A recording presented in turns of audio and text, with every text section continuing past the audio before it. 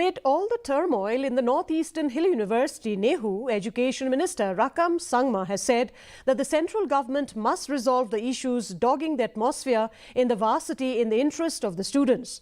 The students of the university are on a war path, with the Vice-Chancellors demanding his removal along with other alleged illegal appointees. Reiterating that the government of Meghalaya has limited role in the functioning of the central university, he said the centre at the earliest must decide on what is the best interest of the students, even as he added that the voice of the agitating students must be heard no matter whether their demands are genuine or not.